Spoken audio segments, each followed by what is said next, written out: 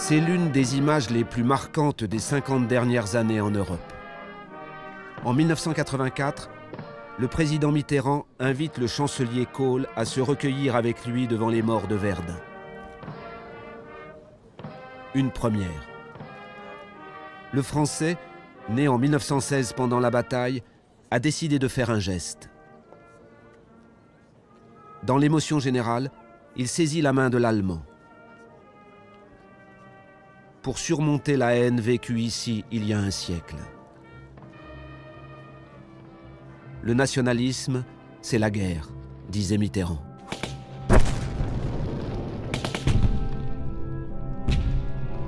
Verdun 1916. La guerre sous sa forme la plus tragique. 300 jours de combat pour quelques collines de l'Est de la France.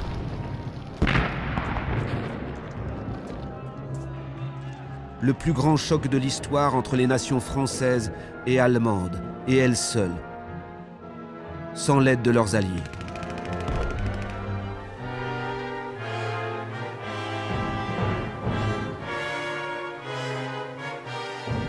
Aujourd'hui, ce massacre nous paraît absurde. Mais les soldats, il y a un siècle, ne l'ont pas jugé absurde. Ils ont accepté de se battre. Pourquoi?